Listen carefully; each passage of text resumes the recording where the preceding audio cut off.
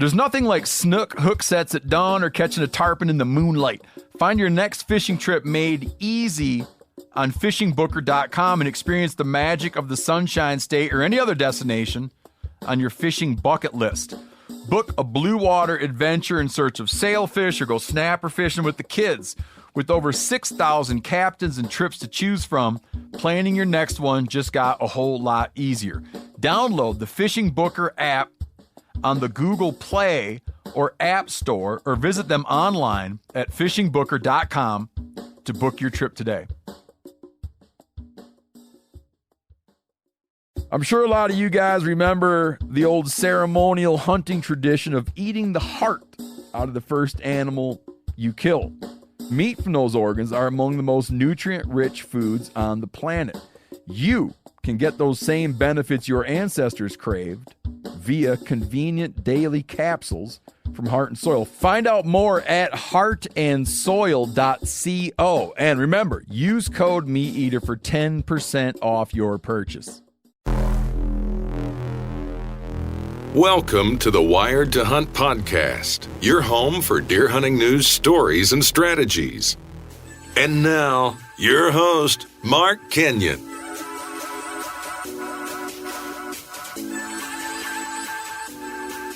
Welcome to the Wired to Hunt podcast. I'm your host, Mark Kenyon. This is episode number 271, and today I'm joined by Todd Havel, a serious whitetail hunter from the upper Midwest, specializing in tracking down bucks on the ground.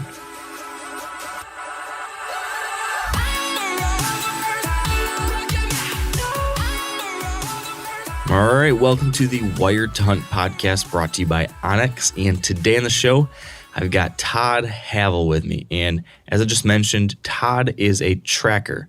Now, I've talked to a couple folks over the years that track down deer in the snow on foot, but they've always been people up in the Northeast, states like Maine or New York or New Hampshire, where tracking deer is a really popular practice. But what's unique about Todd is that he's adapted this style of hunting to the Midwest, and in particular, he's up in the upper Great Lakes region of northern Minnesota, Wisconsin, and Michigan.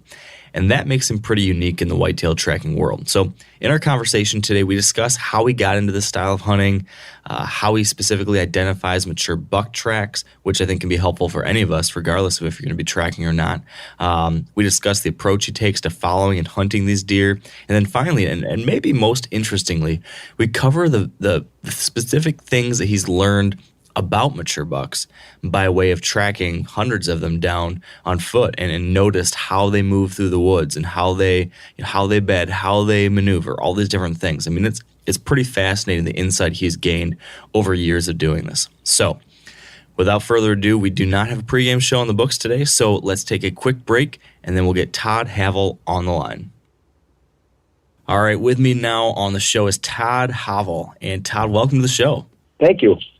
I appreciate you coming on. I was just saying before we start recording, a buddy of mine, Ross, listeners of the podcast might recognize him as Ross Haas.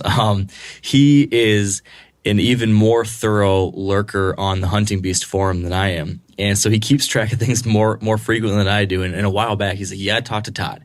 Yeah, I talked to this guy. He's tracking bucks on the foot. He's doing some really cool stuff. And he's not doing it, in the Northeast where most of these trackers are doing it. He's doing it in the upper Midwest. And that intrigued me because I've been kind of tinkering around with the idea of trying something like that up in northern Michigan because I got a property up there. And so that's a long way of saying that I'm glad that this is finally happening, Todd. And I'm selfishly interested in trying to pick your brain. And those are always the most fun podcasts for me. So I'm looking forward to this. So Todd, how did this whole thing come to be? You tracking bucks. How did that happen for you? Oh, that's a good question. It's a kind of interesting answer as well.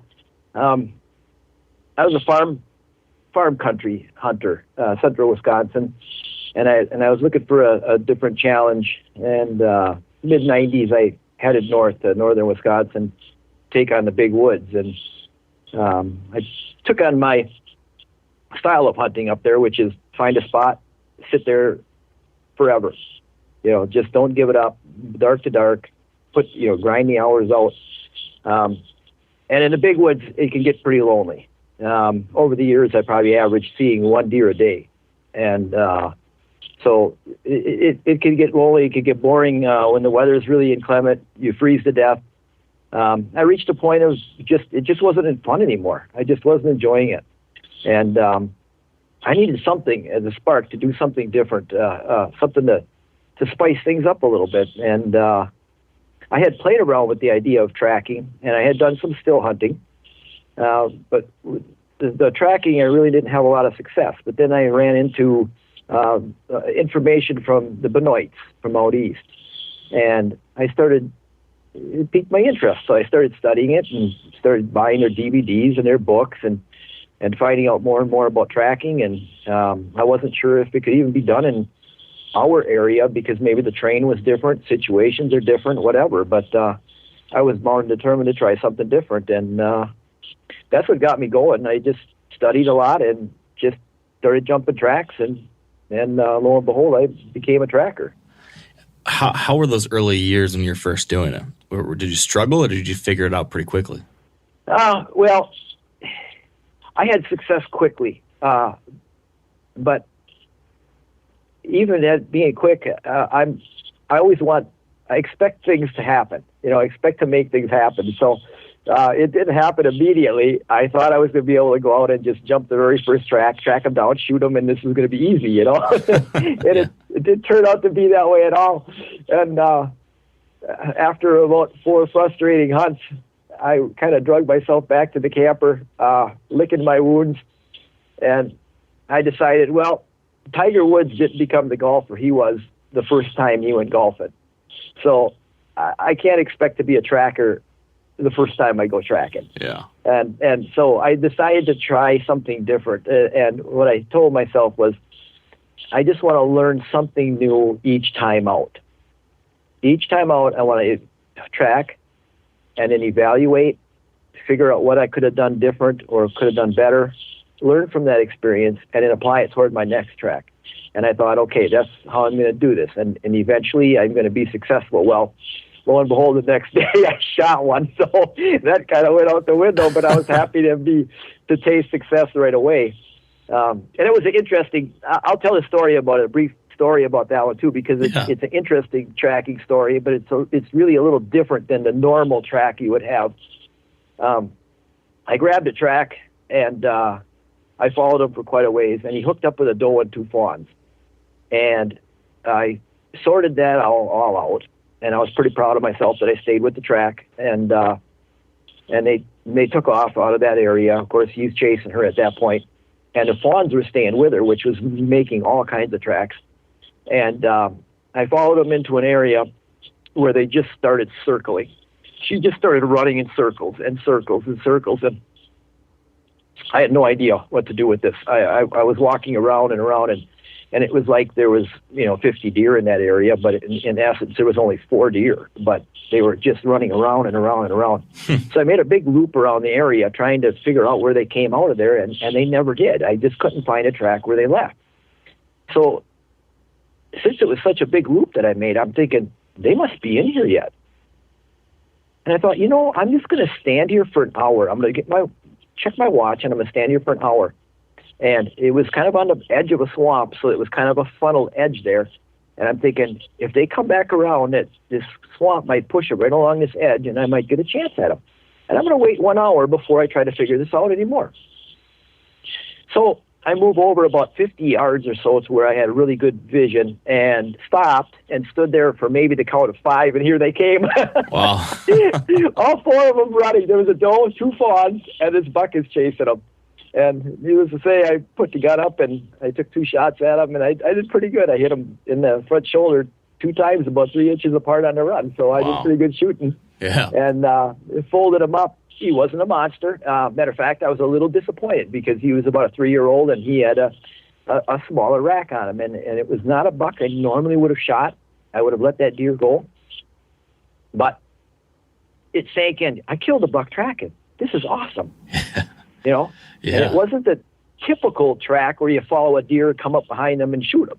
But still, the fact that I tracked this deer led me to this spot, led me to make the decision, well, he's chasing her around in circles here. I'm going to stand here and give it an hour, and it ended up tracking, brought me a deer. And it was like, this is fantastic. So that was my very first one, and I've never looked back since. Wow. So you said just before that hunt, the day before or whenever it was, that you wanted to try to just learn something a little bit more each time you go out. So then the next time you go out, you end up killing one. But did you ever get a chance after that to sit back and think, like, okay, what did I learn from that hunt? Even though it was a successful one and you thought that you were going to have to hunt and hunt and hunt and keep on learning every single time for dozens and dozens more hunts. Now it happened so quick. Was there still any aha or lesson learned from this unique hunt?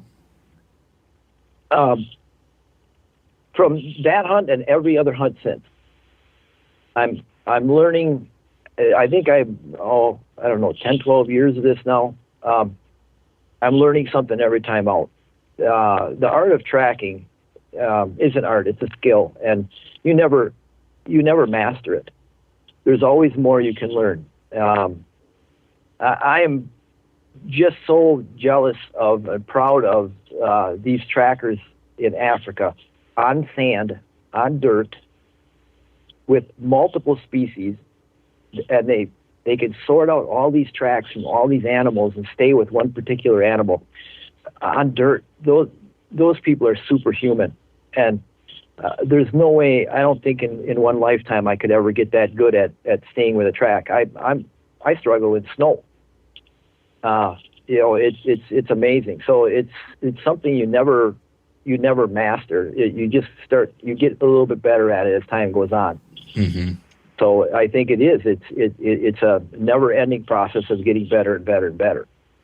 Do you do anything in particular to try to, in some way record what you learned, or in any way, like, I ask this because I like to say that I try to learn something from every single one of my hunts too, but then I oftentimes find myself having hunted 15 days straight during the rut or something, and then realize I haven't taken any time to sit back and think about all these things. So sometimes I'll be laying in bed late at night, and then I have to force myself to think through all these days and what did I learn from that, or what went wrong there, or when I start kind of looking at my maps, or maybe tracking, I wish I did a better job with a journal or something like that where I recorded everything that happened. I'm not good at that. Do you have any trick or any process or system to try to help you record these lessons learned, or actually kind of make them hammer home in any way? Yeah, a couple of things. The first thing, turn your GPS on and track where you go. And when you get done tracking for the day, sit down, and if you can transfer that onto a bigger screen, like a computer, monitor or something, take a look at that and look at aerial photo and an overlay of topographical map, and see what that deer did. And what happens is over one time, 10 times, 100 times, 1,000 times of watching how these mature bucks run the land, you start to think like them. They all do the same things. They have tendencies. You start to see the woods like they do after you follow them. And why it's so important to track it is when you're following them, you're not really paying a lot of attention to a lot of things besides you're focused on the track and watching for the deer. So you're really not catching where they're going and how they're using the land quite so much. But later on, when you start looking at the maps, things start popping out at you. And I've got a saying that if a young man came to me and said, "Hey, Todd, teach me how to track, or teach me how to hunt deer," I would say, you take a journal and go in the woods and follow 100 mature bucks. And then after you've done that, come back to me. And at that point, you won't need to be taught anymore. You can teach me. Yeah. So that's the first thing is map those deer. And I hope I don't lose my thought on this, but there's something I want to talk about as far as mapping these deer too. But I want to go to my second point. Watch what they do. Not only where they go, but watch what they do, how they react, what they eat, How, do they run through a valley? Do they run a hillside? Do they run the top of the hill? When they come to a road, where do they like to cross? And when they come to a creek, where do they like to cross? Start documenting behavior. What do they eat? Where do they bed down? When they bed, where do they bed? How do they walk the land? How do they walk the terrain? All the little things that they can teach you about their behavior. Again, after you follow a lot of them, you really get inside of a buck's head. You get inside of, exactly what he's going to do. When you walk through the woods, you say, well, I'm surprised that deer hasn't been eating off of this, or, if he came across here, he'd eat that for sure. Or if he comes through this area, I'm sure he'll cross right here, more than likely. And what this does is it allows you to make really wise choices when there isn't snow on the ground. So you're able to kind of apply that to, probably someone who doesn't always track, even someone who hunts from a tree stand could probably take a lot of that same data and apply that to their own way of hunting too. I mean, you could almost look at this as just like a scouting method, like go out somewhere, track a few bucks, learn from it, and then even if you don't like that style of hunting, you could probably still apply those lessons back to stands as well. Oh, the biggest gain from this tracking is not shooting a big buck. It's what you learn about buck behavior. That's the biggest gain you get from tracking. Yeah. Because you're not going to be tracking on, in many cases, early bow season, seasons when you don't get snow, maybe even seasons when you get really crunchy snow, and it just doesn't pay to even try to, go after them. But you know what these deer are going to do. You know how they think. And I want to jump back in time a little bit to this mapping. Yeah. Because there's something even more important there to be discovered, and that is when you map that buck and he goes through that area, if that buck comes back through, he's going to take that same trail, and if he comes through again, he's going to take that same trail, and if he comes through next year, he's going to take that same trail. If he lives to be another 2 or 3 years older, he's going to take that same trail. Now, you go into northern regions, and it's all continuous woods, and there's hundreds of thousands of acres. Where do you put a deer stand? Now, when I get to learn specific bucks by following and mapping their trails, when I throw a stand up, my odds still are really bad, but now they went way up compared to everybody else, because now I'm sitting on a trail that I absolutely am certain that a trophy buck is using. Yeah. And that's huge. That's huge. And is that something sorry to interrupt. I was going to say, is that something that you personally still do? You do still sometimes throw up a tree stand in certain situations and hunt a spot like that? I don't, because I don't do a lot of archery hunting, and stand hunting. Yes, I'll go back and sit, with the rifle, jump on spots that I know that bucks are using, or a particular buck is using.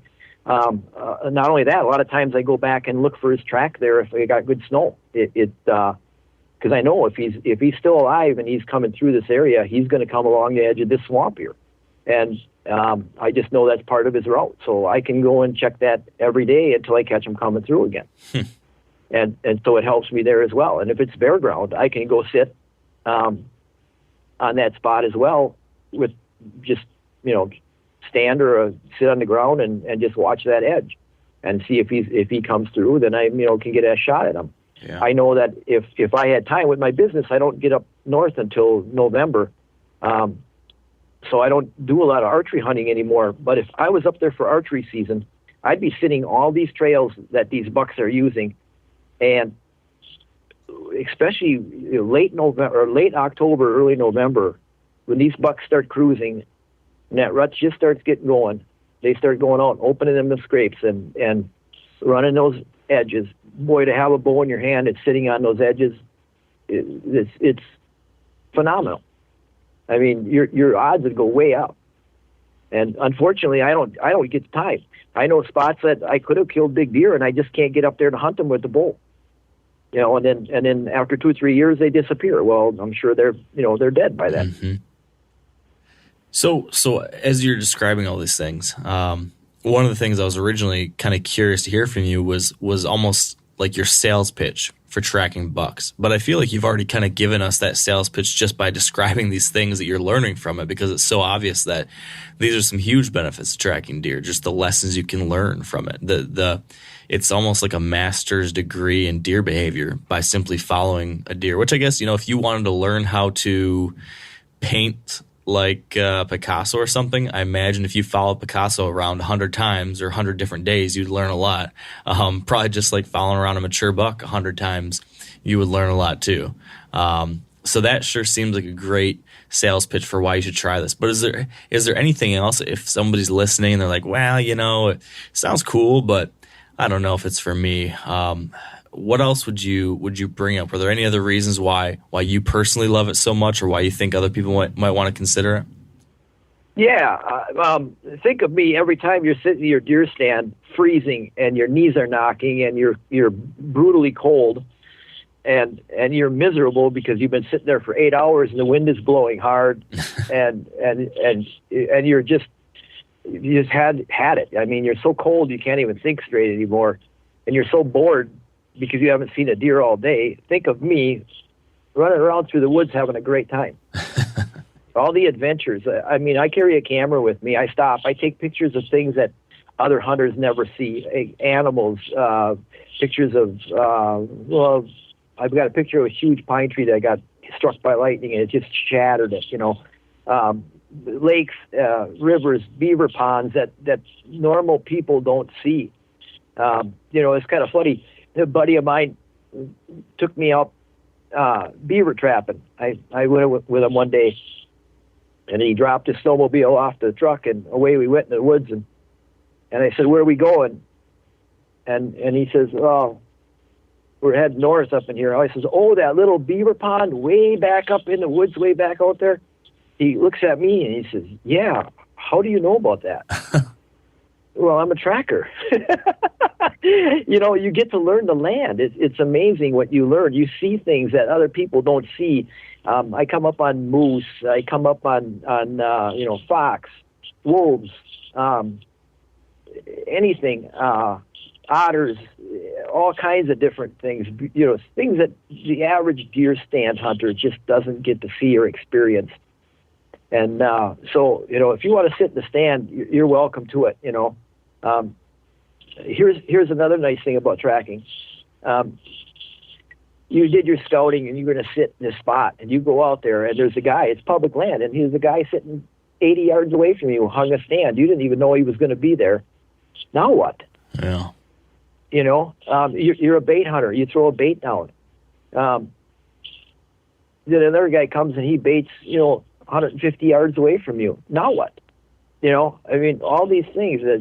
Nobody stops me from going and doing what I want to do, and nobody really gets in my way. The whole woods is mine, and I just go. That is nice. I don't know if them aren't good enough reasons, then I don't know what are. Here's another good stat for you. Let's say I'm successful 5% of the time. I got to chase 20 deer. I got a trophy buck on the wall. How good of a hunter are you? Yeah. What's your success rate? Yeah, that's pretty good. It's phenomenal. I don't know of any other method where I can walk into a woods somewhere I've never been before, have no idea where I'm going, nothing, jump a track, and have a deer on the ground in 2 hours, a trophy deer, and I've done it. There's no other method. I don't even have to pre-scout. I don't even have to look at maps. There's no other method that can produce deer like that. And it is tough. I mean, I'm making it sound easy, but it's tough. And this year I never shot a deer.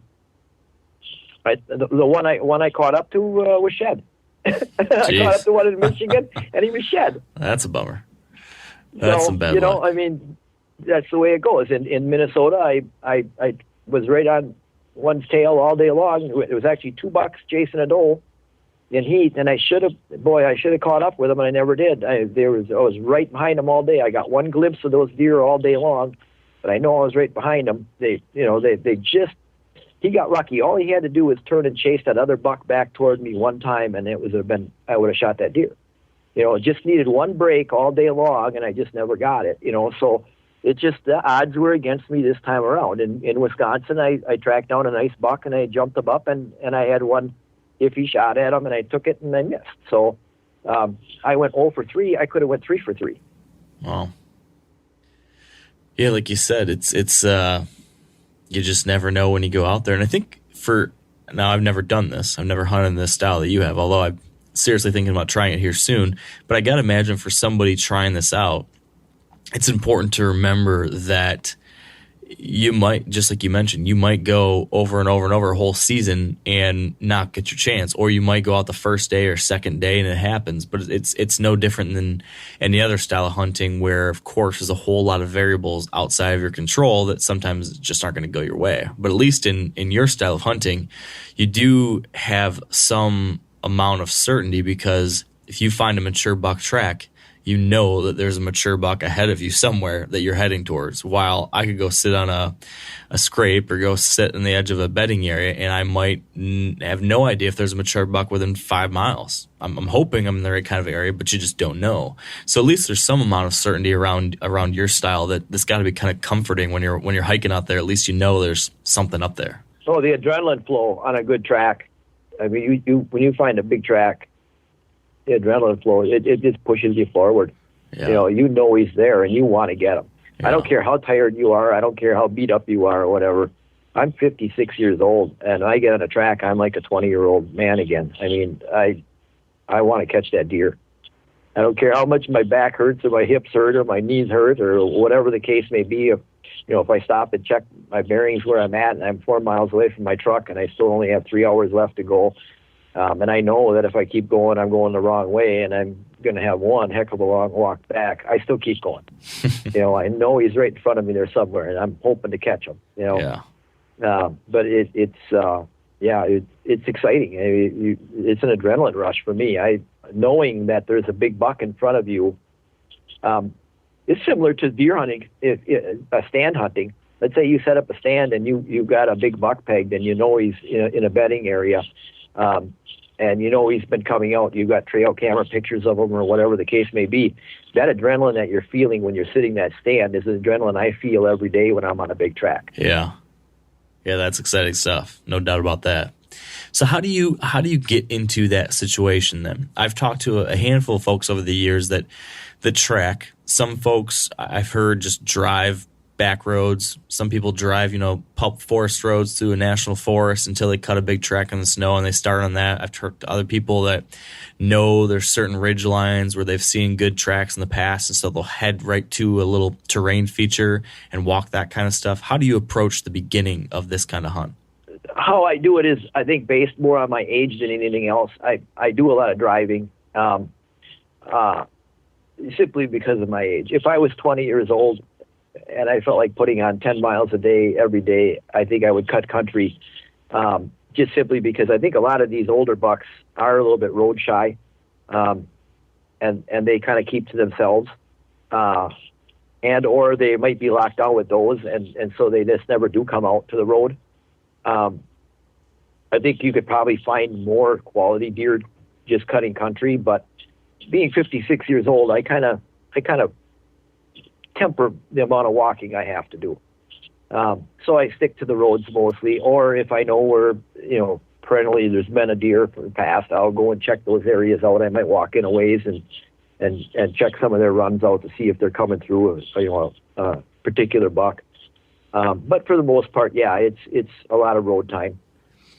How often do you actually come across a track that you're going to hunt? I mean, is this something like every day you find a track somewhere to hunt, or do you just find it over the course of a season there's just a handful of actual stalks you get because it's been that many days till you catch a mature buck crossing the road?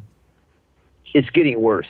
It's getting a lot worse. The age structure in Minnesota, Wisconsin, and Michigan is getting really bad. So those numbers are going down. It's getting harder and harder and harder. Up in Michigan, particularly, I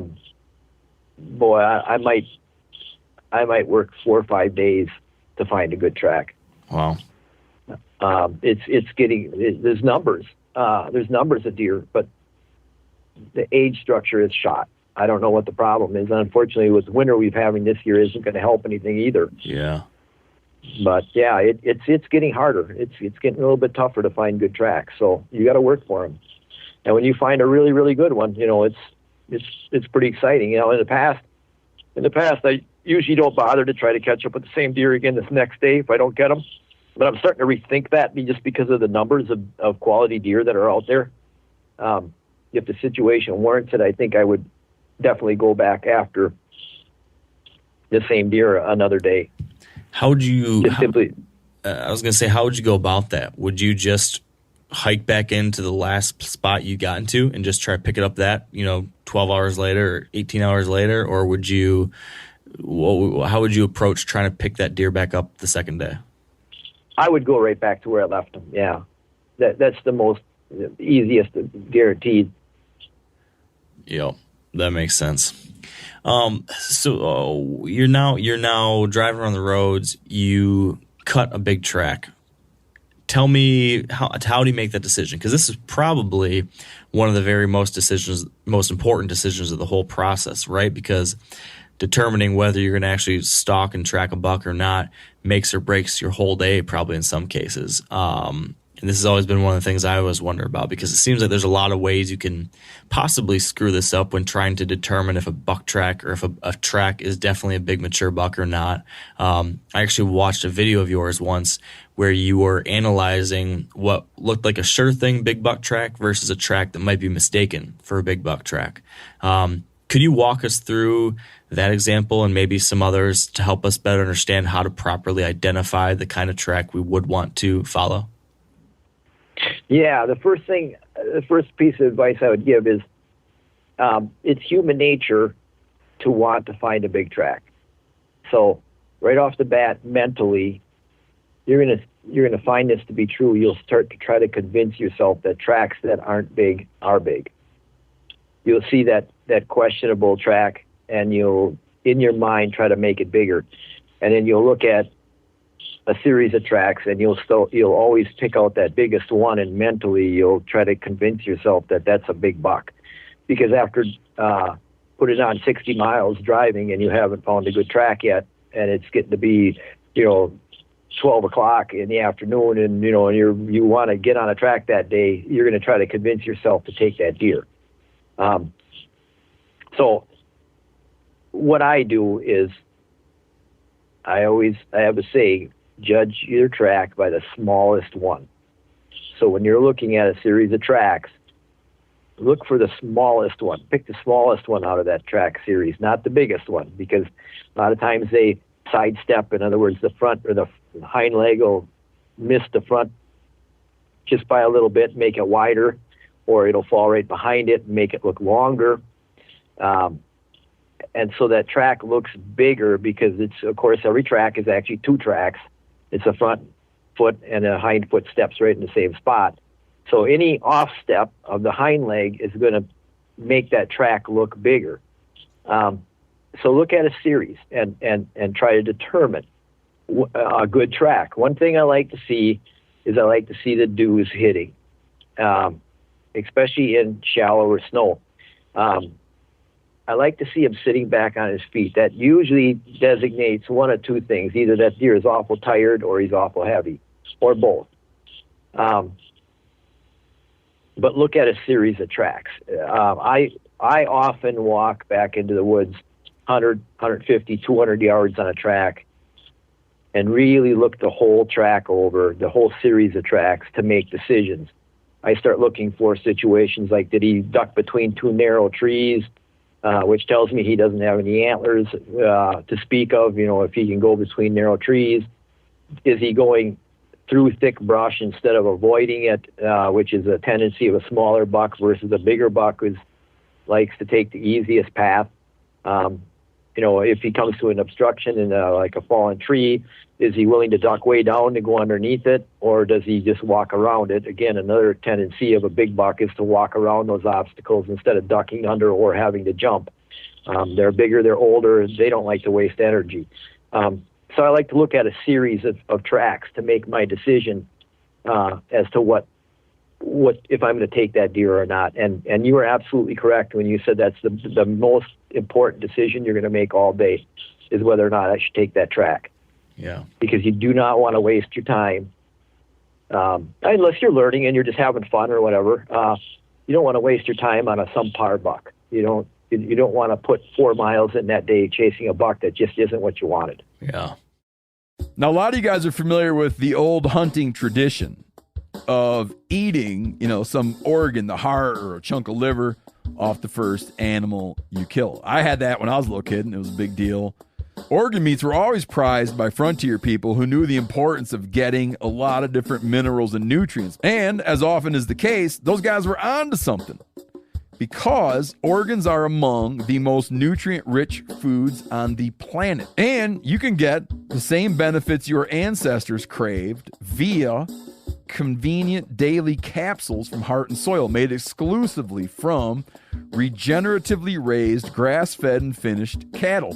Heart and Soil's unique freeze-drying process means all those important nutrients are trapped in, ensuring you experience every one of the benefits of nature's superfood in a clean, convenient, taste-free capsule. Find out more at heartandsoil.co. And make sure to use code MeatEater for 10% off your purchase. That's heartandsoil.co. Use the code MeatEater.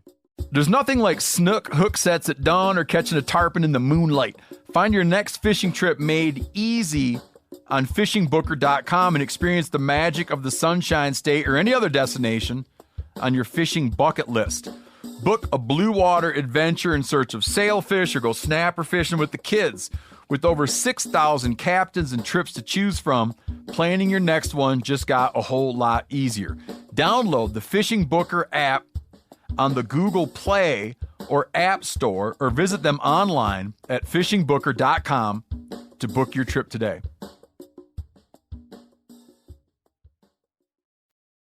So what about when you are actually looking at the track and you've identified what you think are some of the smallest tracks of his that you're going to look at and say, okay, this is the most realistic option to look at, the most realistic example. What characteristics of that, or measurements or any other tangible things can we look at to say, okay, yeah, definitely mature buck? You mentioned the dew claws. I know some people, I've even used it sometimes. 3 or 4 fingers wide might tell you that's a big track. Any specific things like that we can kind of take home with us to try to help gauge the size of a track or not? Yeah, I don't know what I shoot a 30-06, so I kind of use the shell casing as a guide. If it's as wide as the shell casing, it's pretty good. If it's wider than the shell casing, then you're getting to be a good buck. I mean, you very seldom see one as wide as the shell casing with the bullet. And I don't know. I haven't measured a 30-06 shell. Somebody will have to measure that and decide. I think it's about 2 3/4 inches wide. But again, make sure that it's a walking track. Don't measure that track if it's running. If he's walking fast, don't measure it.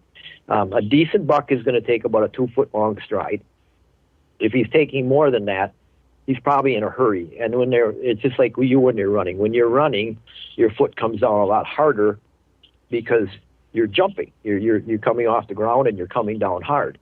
That's going to change the way that track is going to look. So I always like to judge only from a walking track, and look for one that's, like I said, a shell casing wide. And I like to see the dew claws hitting. Another thing, too, is I like to see those dew claws setting at least as wide as a track. A really good buck, and I don't know why this is, but almost always on a really, really good buck, them dew claws will sit on the outside of that track a little bit. I saw an example you shared where you described wanting a rectangular track versus a V-shaped track with the two sides of the hoof kind of splayed out. Can you elaborate on that a little bit? What you meant by that? Yeah, pretty much when you get a V-shaped track like that, it's because they're running. Yeah. It's almost always when they're hit that the toes spread wide apart, and that doesn't mean it's not a big buck, but that just means that he's probably running, and it could fool you. Because if it's a really big buck and he runs, his track will splay that way as well. But so will a 2-year-old buck, and so will a doe. They'll all splay like that when they're running, and they'll almost always all hit their dew claws when they're running. That's just that's nature's traction. I mean, they lay back on them and they use those dew claws for traction, and the hooves splay in soft soil and or when they're running to give them the traction, to give them, stability when they're running. So that V shape is a classical example of a deer that's moving fast, and then that foot splays when it hits. And if it's parallel, then they're not. Most of the time, it's not a running track, and you can get a lot better gauge again. Because again, like I say, going back to that, use a walking track as your guide when you're checking a track. Yeah. And for folks who never really looked at tracks or paid attention, can you share a few of the other things to help someone determine whether it's a walking or running track? So you already mentioned display versus non-display track. You already mentioned the fact that, a walking buck might have like a 2-foot stride length. There's going to be some different things in the snow or dirt based off the speed and the jumping of the deer too, right? Can you point out a couple things like that might be worth noticing? Well, the biggest thing is the faster they're running or faster they're moving, the longer the stride. If they're doing like a trot or something, it'll be like a 3-foot gait. Then of course that no deer is normally doing that as a walk. And then from there they start running, so they start jumping actually. Then that could be up to 15 feet or more. When they jump like that, then of course you really know that they're not walking, and they really pound the ground hard when they run like that. So again, it's just you want to look at a deer walking at ease, and you like to see one that is sitting back on his dew claws, and it's as simple as that. And I have noticed from tracking deer to beds and then away from beds, they walk different when they're tired and when they're rested. Just like you and I. I always get a kick out of it. As I was telling you earlier, I get quite an adrenaline rush when I get on a good track. If I don't get that deer and I track back on my old track, I always laugh at myself when I'm coming out, because I have to take long strides to walk in my track that I did when I started out, because now I'm tired. And when I started out, I had a little adrenaline rush going, so I was taking big, long strides. And right. I always have to laugh. Wow, I was really, really walking a big stride. But that's a good lesson, because deer are the same way.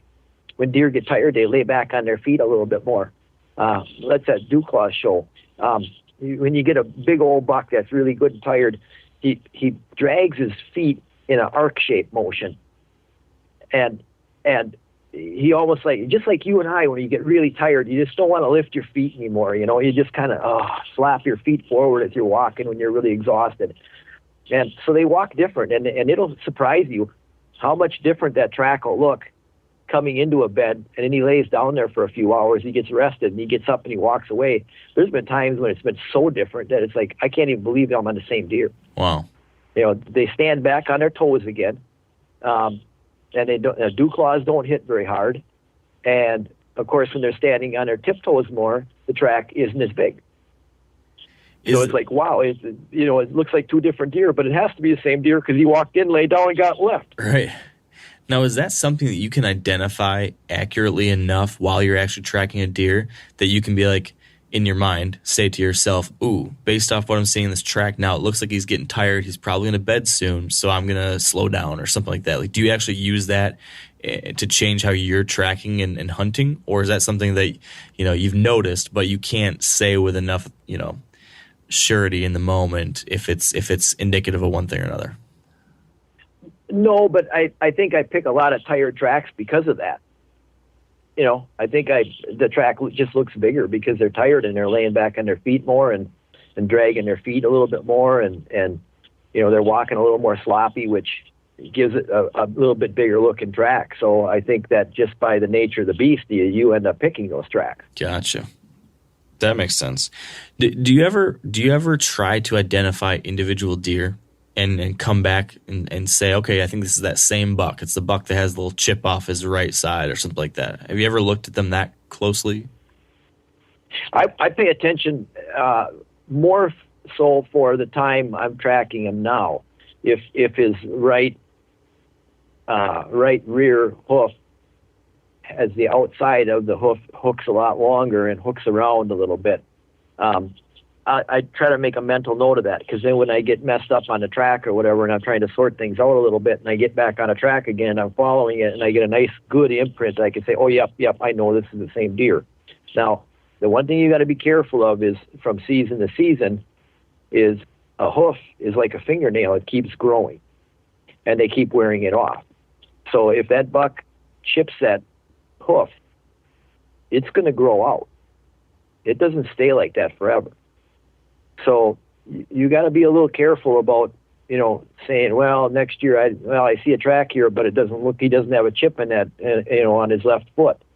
So that can't be him. Well, they're like a fingernail. They keep growing and they keep wearing them down. So that might not be the case. So you can't really judge by that. But the toe configurations will stay the same. If his toes are really hooked on the outside, on the right foot rear, he will have that the next year as well. Okay. That won't change. That's just the way his feet grow, and maybe the way he walks, or whatever his skeleton or structure or whatever. I don't genetics. So yeah, and you do want to try to keep track of that.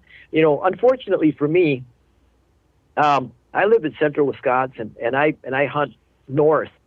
My closest spots are like 3-4 hours away, so I don't get to hunt.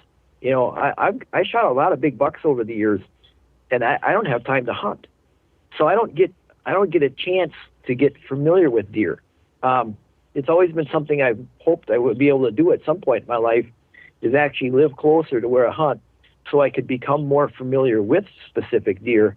Knowing what I know, it would be an interesting experience for me to be more familiar with my deer and actually hunt specific deer and see what the results would be. I kind of know, I think, what would happen, but it would be interesting to actually put it to practice and see, what the results would be. No, I'm sure that'd be fascinating to take that kind of to the next level. Would be really interesting. When you're on a track now, a few other things I've heard some people mention when they're trying to identify or confirm like whether or not they're sure this is a big buck track. I've heard some people look for like antler imprints in the snow. I've heard some people talk about paying attention to the width of the gait. So the space in between the left and right legs, sometimes like supposedly a really big mature buck might have a wider gait. Is there any truth to that kind of thing? Have you noticed anything like that and had that help you? The width, if it's a really, really big one, I mean, if it's, and you just don't run into those up north anymore. Let's say one that would probably maybe push the scales dressed at 250 or something, 225, 235. If it gets big bodied like that, you're going to definitely see some width between the tracks.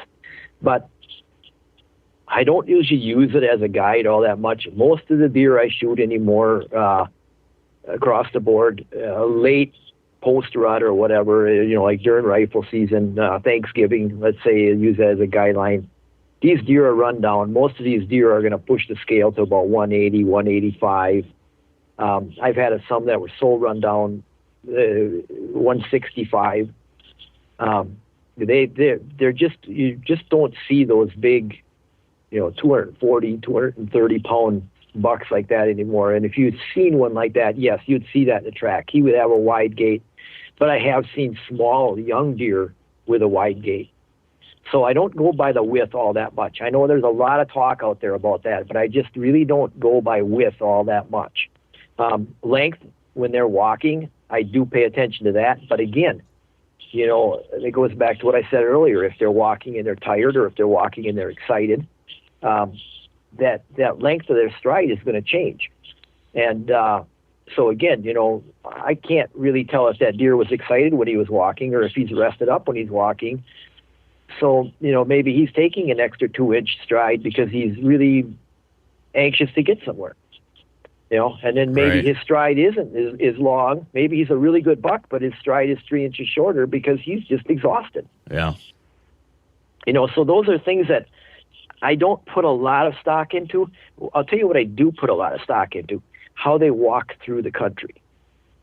A big buck walks through the country a lot different than a doe or a young buck.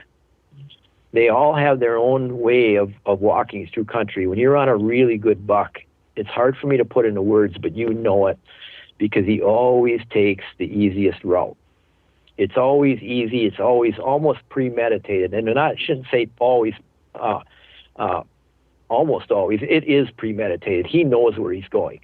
That buck has been through there 50, 100, 200 times before in the past. He knows exactly where he's going. He knows exactly where he has to get through to cross to that next area he wants to go to. He knows when to come out to the snowmobile trail where it's easy walking so he can get around the swamp and he doesn't have to try to walk through a swamp. A good case in point, I was following him last year. He went to the snowmobile trail, walked down the snowmobile trail, and then ducked into the woods. And I thought, well, that's odd. But it wasn't, because right up ahead, it got really wet and it was all underwater there. And he knew before he even got there that if he cuts off to the left, that he could walk right along the edge. There was a hump that he could walk on all the way to get through there. So I know that deer knew that deer had been through there a bunch of times before, because he didn't have to come up to the water, didn't make a decision. He made a decision before he came to the water.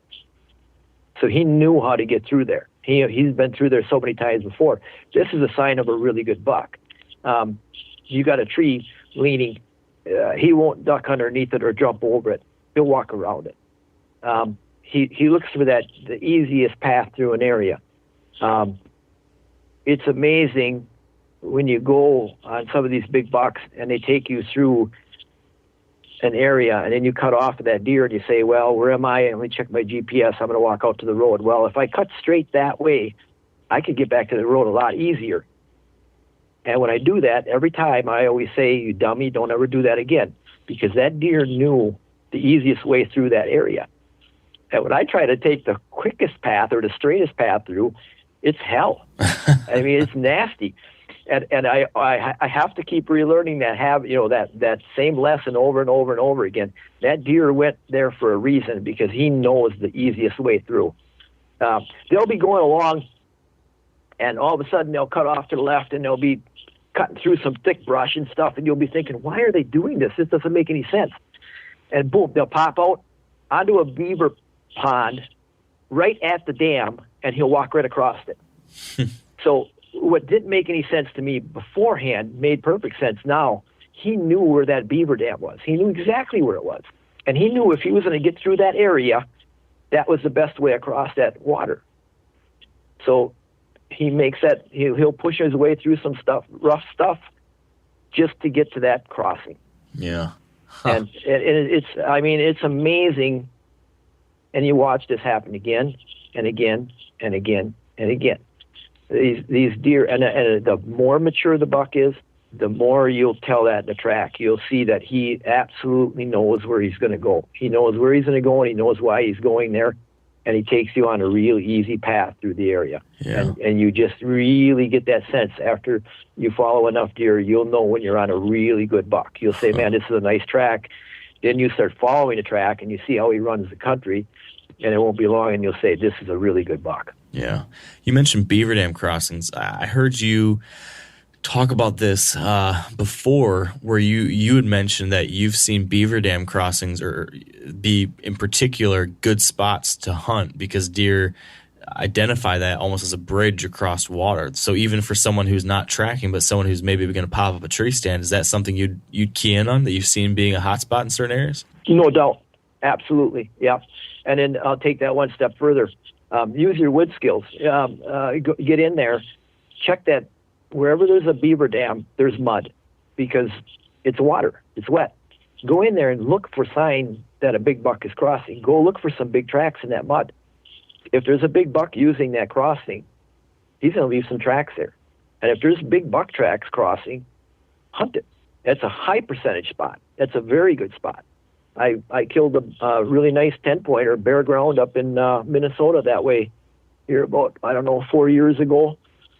My area had dried up. I mean, I just wasn't seeing any deer in my area, and I didn't have any snow. And I thought, well, let me check some maps. So I started looking at maps, found an aerial photos. You could see beaver dams on them really easy, and I found a spot where there was a couple beaver dams on a river. Drove back in there, had to push through brush with my truck like you wouldn't believe to get back in there. And then I walked back in and got along the bottom of that river. All along that river edge, there was a buck running up and down that edge, tearing the heck out of everything. Trees, rubs, scrapes, everything. I mean, he was just really active, and that's a very good sign of a buck that's just made it. He's old enough now. He's like a teenage boy. I'm big and strong now, puffing his chest out. I'm going to act tough, and they'll start ripping a lot of stuff up. A really, really old buck usually doesn't do a lot of that rut activity, but a young one just feeling his oats will really do that. And he had that whole edge of that river tore up on that one side, all the way up and down, and there was 2 beaver dam crossings. I had 3 days of season left. And I went down to the river edge, and I sat there, and I had 150 yards to one crossing and 175 to the other. And I sat there for 2.5 days. The first day, it was half a day after I scouted it. I didn't worry about all the scent I laid or nothing. I was there. I hunted. I sat there for half a day, didn't see a deer. Sat there for the next day, all day long, and a doe and a fawn crossed one of the beaver dams. The third day, which was the last day of season, I grunted him up to that beaver dam at noon. He came. I picked up my grunt call at noon, and I blew it. And he happened to be on the other side of the river, and he came right out to the beaver dam, and he stood right there, and I shot him. Wow. So he was, and he was exactly what I thought he was. I'm sure that was the same buck that was doing that.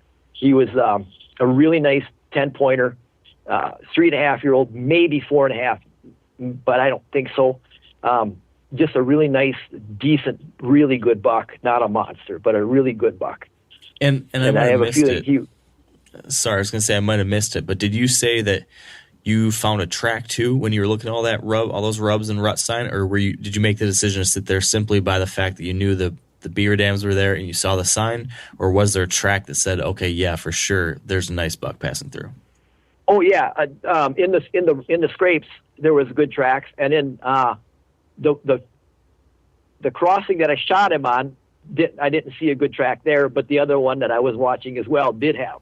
Gotcha. So I was more expecting him to come out onto the other one, but he didn't. And there was actually a third beaver dam crossing on that same river further upstream yet, and that one just didn't have any sign at all. So I just crossed that one off, and I thought, well, I'm going to watch these two. And this determination was made with, a quick run through 1 hour scout of the area I've never been in before. I just see all this sign. I made a quick determination. I thought, okay, I'm going to plop down in here and I'm going to stay here for I got 2.5 days of season left. I know there's a good buck working this, and I'm going to stick here, and I'm just going to wait it out. So is that your typical plan when you don't have snow? You're going to go into the best looking area based off of terrain and a quick walkthrough scout and hopefully find a good track, but otherwise without snow, it's usually a sit and wait affair, or do you ever try to track in dirt and mud? I won't try to track on bare ground, and I'll tell you why. That's during the rut. When I'm rifle hunting, that's the rut. And these bucks, 4 miles, 6 miles, 8 miles, that's nothing for these deer.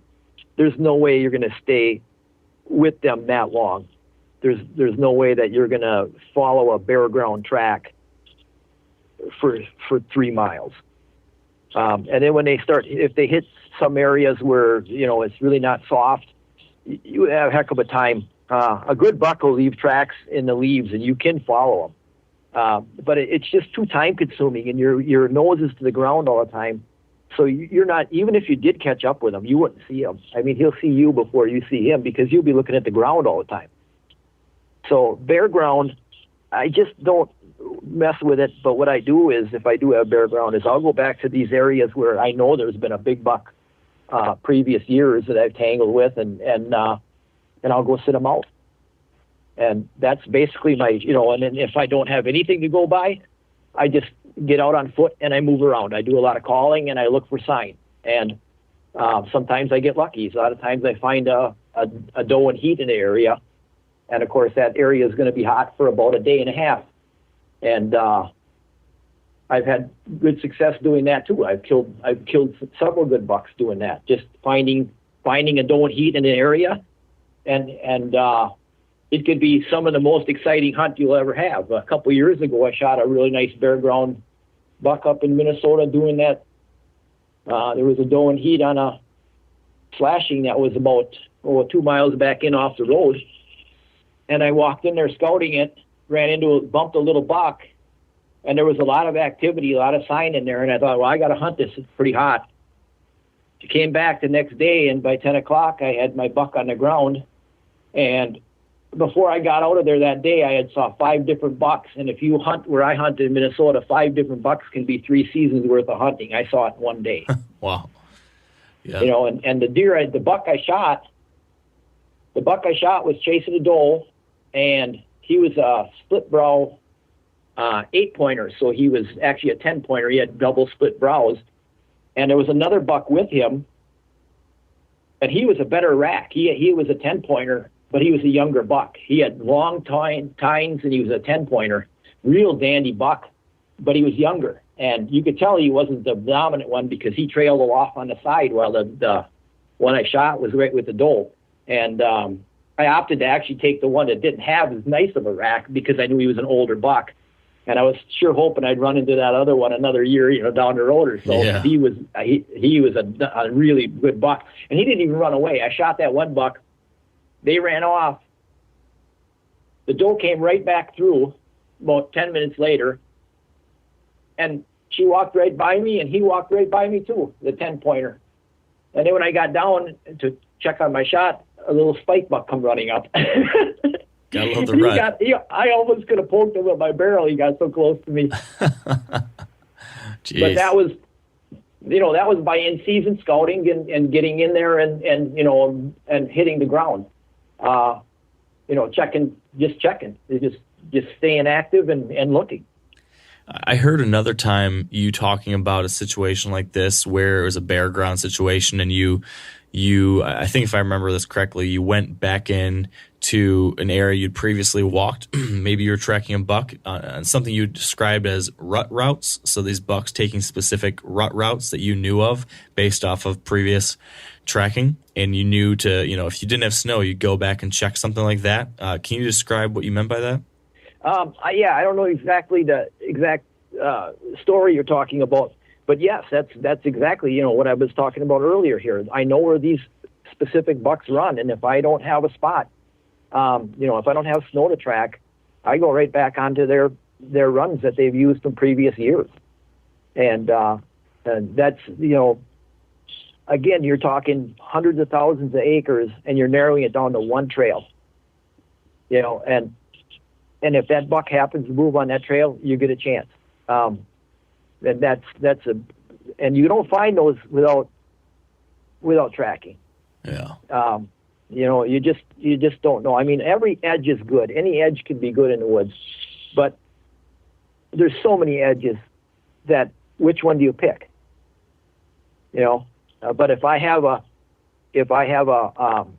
let's say I tracked a buck through an area last year, and again, I'm going to add, rubs are like fingerprints. When a buck makes a rub on a tree, if you study that rub and he makes another rub somewhere else, you can tell it that's the same buck. He'll rub at the same height. He'll pick the same sort of tree. He's got burrs on his antlers that rub that tree a certain way. You can pretty much tell one buck from another when you're looking at the rubs. So let's say I go in an area and I was following a buck through there the year before on snow, and I go in there on bare ground the next year because I don't have any snow to track, and I see rubs opened up on that same rub line along that same route. Well, I know that buck is still alive. I know he's still there, so I'll sit it. And then not only that, while I'm following these deer, I'm finding places where they are bottlenecked down, where they do cross, and that's the spots I pick out. Because I know if he's coming through anywhere from here to go to there, he's coming through this spot. And you find those again. You find those by tracking deer. Heck, I went. The best spot I ever had in my life. I never hunted. I followed deer through there all the time, bucks through there, and it was a crossing. Like, it was unbelievable. And I always told myself, I got to sit this crossing sometime, because man, every time I chase a deer, they come through here. Well, one year I decided I'm going to actually just put some time in sitting there. I'm going to take 2 or 3 days and just sit there, because it's such a good spot. So I walked way back in there, and it was logged out. Oh, no. so I was like, wow, can you believe it, So I kind of abandoned it. But the one thing it doesn't change is the land doesn't change. You can cut the trees away, but the land doesn't change. So, fast forward 3 or 4 years now. This last season, I said, hey, I'm going to take a walk back in there, and I'm going to see what's going on. I haven't been back there for years. So I drove. I could get within about a half a mile of there, and then parked my truck, and I walked the rest of the way in. Went onto that slashing where they had cut that out. Come up on top of this big hill, and I'm looking down in the valley where they always came through there every time. And I stood there and watched for a while. Grunted, hit my grunt call a few times, see if anything would show. And I walked down in the valley, and guess what I found? One lone really good buck track coming through there. Wow.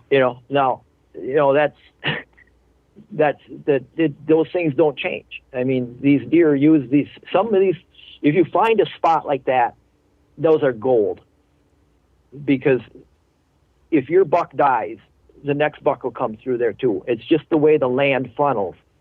And you can't sit and look at maps and find those on maps. I've tried. It just doesn't work that way. You find them by following deer. And then you have something. When you find one of those, if you want to sit all day long, boy, a spot like that is gold. You take your ground blind in there, pop it up on top of it. In that case, there on top of that hill, you can see down in that valley, beautiful. Put a pop-up ground blind in there, sit in there all day long, every day, and eat your granola bars or whatever, and just keep watching that crossing. And and sometime in that week or 2 weeks that you're sitting there, chances are a decent buck might come through. Yeah. If that's the kind of hunting you want to do, I mean, and you can't get better odds in the North Country. Yeah. Can you describe that area? Like, why was it so? Why did so many deer come through there? I'd love to hear what the terrain was that funneled that movement. It was a combination of several things. One was there was 2 lakes that necked down the land, and then the topography. There was really rolling hills and valleys there, and just the way it laid out, it just brought them right through. Interesting. And again, I mean, I can look at maps and find 50 spots like that, but for some reason that I'm not seeing when I'm looking at it myself, every deer came through there. I remember I took one 2 miles away from there. I started one on a track, and he started heading in that direction. And I got a half mile in, and he was still going that way. And then I got a mile in, and he was still going that way. And I got about a mile and a half into it, and I'm thinking, I wonder if he's going to go through that funnel, through that little valley there. And sure as heck, it was 2 miles away when I started him. Guess where he took me? Right through that spot. I mean, and that was every deer that came through there. Every deer, they always ended up funneling through that, and it's still good today. If a person wanted to go and sit hunt, I don't know, a better spot to try to take a deer. It's tailor made, and it's beautiful because nobody knows about it. Nobody knows their way in there. They closed the logging roads off. You wouldn't know. When I came in the back way to find that spot, I had a heck of a time finding it, and I knew it was there. I had to keep looking at my aerial photos to locate my way back in there from the backside, because the roads it was a mess, and the roads were blocked off, and old logging roads were plowed in so you can't get through them, and if I would try to just use my senses to get back in there, I never would have found it. So it's a spot that's going to sit there, and it's going to sit there for years, and I'll bet you won't see a hunter back in there. Huh. Nobody's going to go in there. Yeah, hard to find that kind of spot without, like you said, actually following a buck that did it and seeing them do it time and time again. And that kind of brings me back to something you talked about right at the top, which was just how much you can learn from tracking deer. And I wanted to drill more into that. I didn't get to initially, but what are some of the other things you've seen after watching so many bucks do what they do? Have you identified any trends or patterns that you can now say, well, I've seen so many deer do X. It's kind of safe to say that most bucks like to travel with the wind this way, or most bucks like to travel. I don't know. Is there anything like that stands out to you, like big ahas that you can now point to after all these years of tracking them? Yeah, the wind is I'm glad you brought that up, because that's a really, really good point. When I was younger, I used to read every magazine I could to try to figure out deer and try to understand. I just would soak up everything I could. And one year they'd come out with an article, bucks travel with the wind during the rut. And in the next year, lo and behold, another article would come out, bucks travel against the wind during the rut. Yeah. And then the next year it would come out, bucks travel quartering into the wind. And they always had a theory as to why they were doing it and what was going on. And here's what happens. And I don't want to pick on people or whatever, but these guys are making determinations based upon a very small 100-yard snapshot of that buck's 8-mile walk that night. Okay? They're sitting in a tree stand, and this buck comes walking by them. They test the wind, and they make a determination. And unfortunately, if the next buck they see follows the same pattern, now they've already convinced themselves that the bucks always do that. Buck always walks into the wind. Right. If he saw 2 bucks in a row walking into the wind, but he only saw 100 yards of that deer's 6-mile trail. Now, when you're following deer, tracking them, you get to see the whole 6-mile trail. And the determination I've made by checking knowing what the wind was the day before and watching the way they walk and how they do it and what they go, bucks go wherever they damn well want to go, and they don't care about the wind one bit. If a buck is here and he wants to go over there, he goes over there. And if he's here and he wants to go over there and he's been there before, which he has been, he'll go the same way he went the time before, and the time before, and the time before, and the time before. And it doesn't matter which way the wind is going. Now, I'm not going to tell you that deer don't use the wind, because big bucks are using the wind all the time. A big buck may circle downwind of an area to scent check for does. If he knows there's a doe bedding area there, he may scent check. If he assumes that there's some kind of danger, or if he's scared, a lot of times they'll circle to get downwind of that. They'll use their nose to wind things. So they're using their nose, and they will use their nose on occasion, more so than others. But they don't use the wind as a determining factor as to where they're going to go. And it's simple, and this logic has been used many years already. If that's the case, all of our deer would end up in California because we have a westerly wind. Right. Okay, for the most part, we have westerly winds. So if the deer had to travel into the wind all the time, eventually they'd all make their way to California, because they'd have to keep going in the wind. Yeah. It's a very good point. And like you said, everybody likes to kind of postulate about what they think bucks are doing based off of a little snapshot, as you described. And that is the downfall of watching a deer just for a short period of time versus walking for so long. What about bedding areas? This is another specific scenario where a lot of folks like to theorize. I know you're active on the hunting beast. A thing that Dan likes to talk about a lot is how lots of times he believes the bucks will J-hook into a bedding area, go downwind of a spot where they want to bed, and then work their way into that location. Have you ever noticed anything like that? Yeah, a buck will more than likely do a J-hook before he lays down. I got my own theory on that. I know Dan postulates that they circle downwind of the bedding area so that they can scent check the bedding area before they go in there to lay down. And that may be true, especially in what the type of hunting he does. He's hunting oftentimes early season and it's a bed to feed pattern that this buck is on, and he's more than likely going back to the same bed that he used for the last month every day.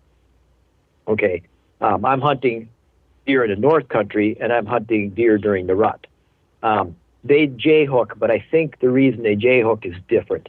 And my thought process is I think they J-hook so that if a predator is following their scent trail, it leads the predator past them, and they can see the predator and get up and leave before the predator makes the tired J-hook, and they're gone. It gives them an opportunity to see if something's following their track, and then they can just get up and take off. And believe me, I've been that predator, and I've been made a fool out of a lot of times. Yeah. So, yes, they do like the J-hook. It's like a dog. I don't know if you have a dog or not, but almost every dog, before they lay down, they got to make a circle. I don't know why that is. They have to circle around. Why does a dog circle around every time he's going to lay down? I have no idea. But they do. But it's a tendency that bucks do have. Deer do have that. They like to do that J-hook, and then they like to lay down, which, if you're tracking, is a very good, important lesson to remember, because their J-hook can be pretty big, 50 yards or so. So when you're tracking a deer, if you're not watching left and right all the time, you're going to miss them. They're not going to be in front of you. They're going to be off to the left or right. So if you're not watching, that when they do their J-hook, they'll get away. They'll jump up and run away, and you won't even know they're gone, and then you'll come across the bed. Right. Huh.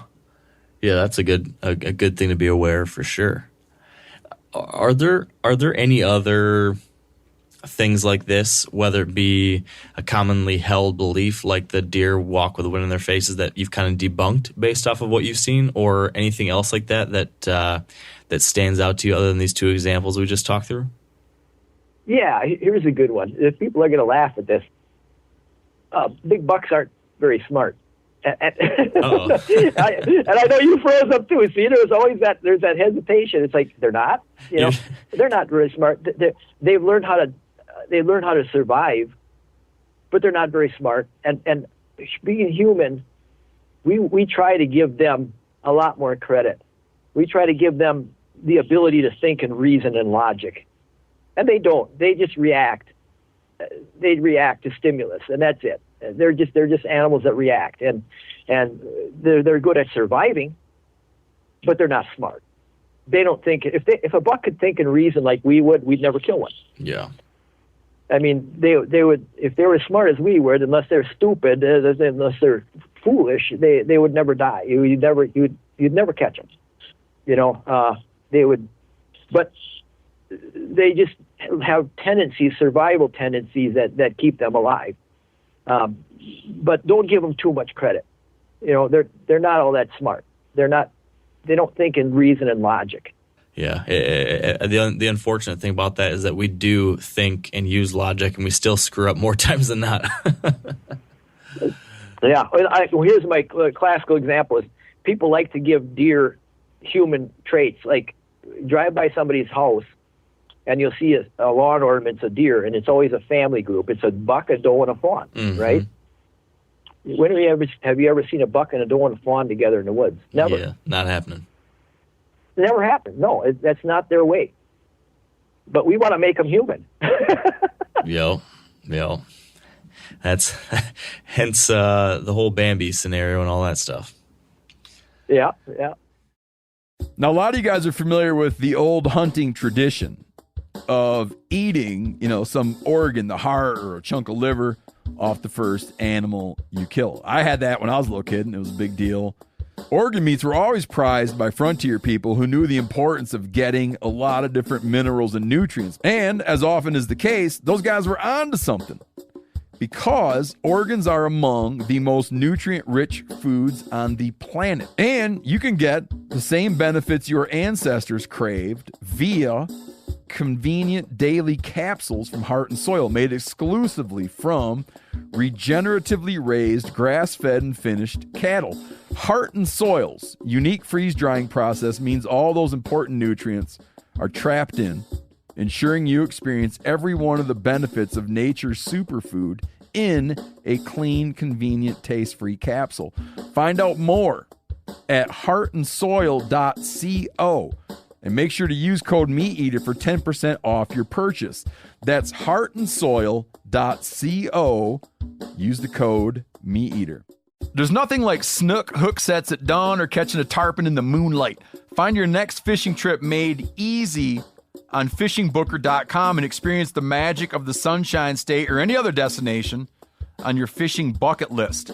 Book a blue water adventure in search of sailfish or go snapper fishing with the kids. With over 6,000 captains and trips to choose from, planning your next one just got a whole lot easier. Download the Fishing Booker app on the Google Play or App Store, or visit them online at fishingbooker.com to book your trip today.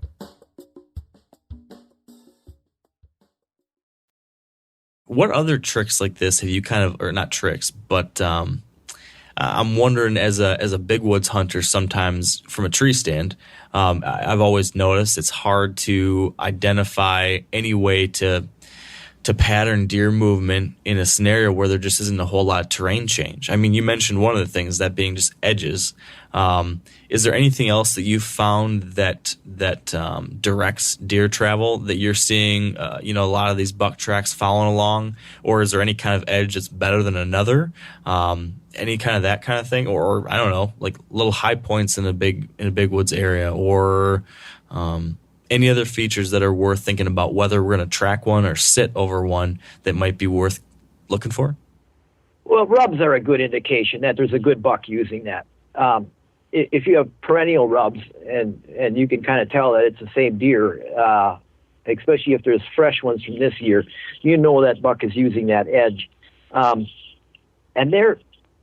people find this hard to believe, but bucks pick their routes. And they stick to their routes. And then if that buck dies, or if there's other bucks in that area, each buck has his own set of routes that he makes. Now, sometimes they use the same edges, because it's just a natural funnel in the area. Like I was telling you about that one spot where all the bucks seem to come through there.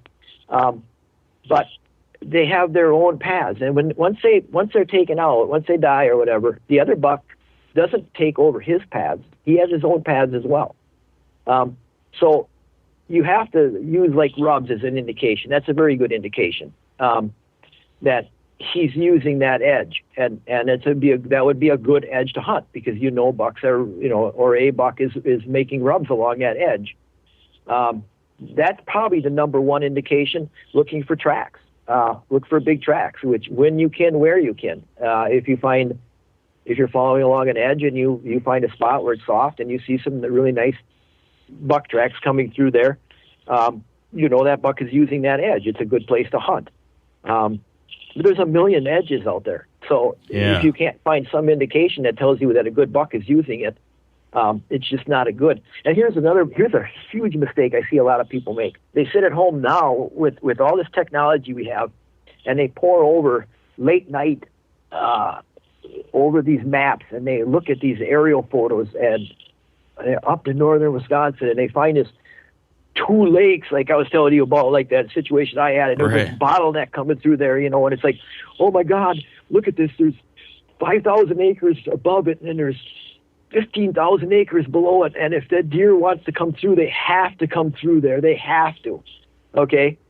And then they go in there and they hunt. Well, guess what? First of all, somebody else has already found that, and it's probably been hunted perennially for 50 years. Okay.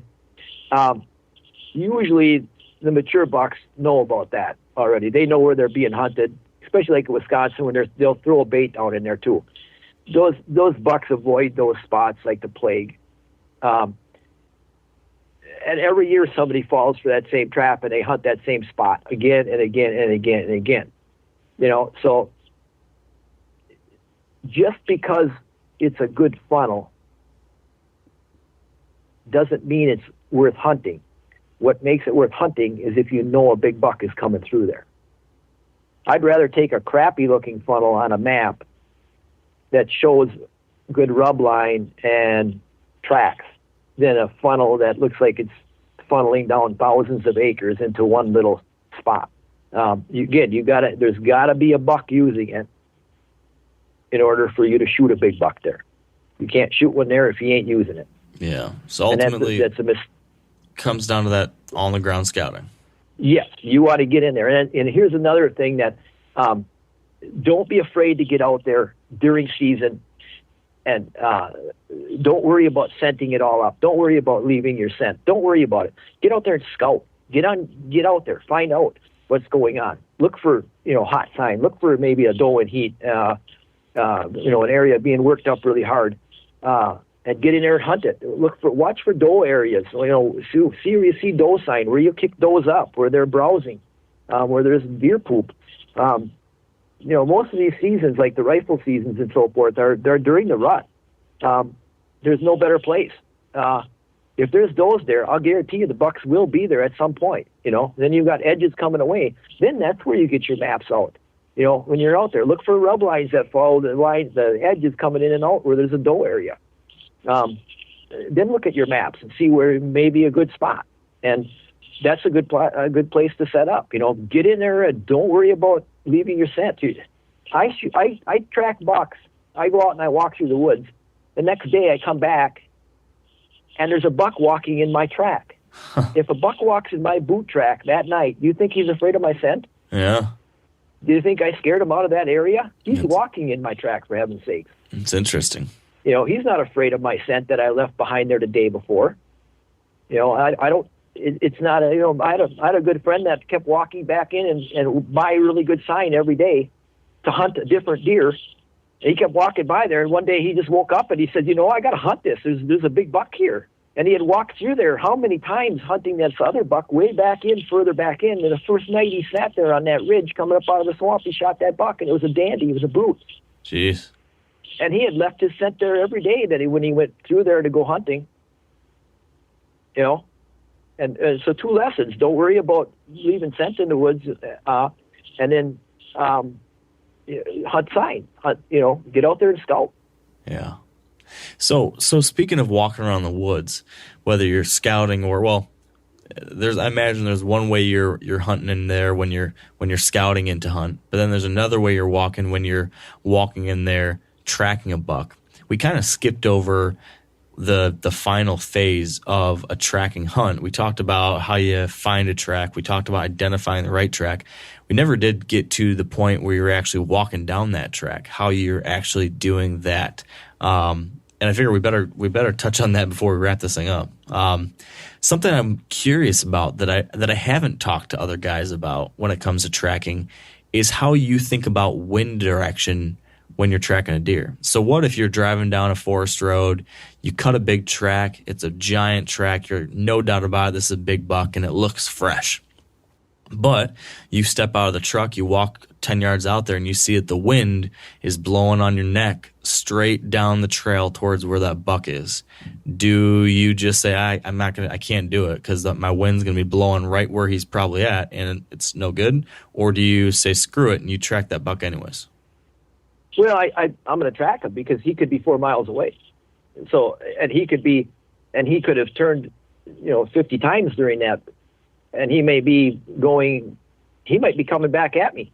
I don't know where he is. He could make a 1 mile loop and be coming right back the same direction that he went in. Yeah.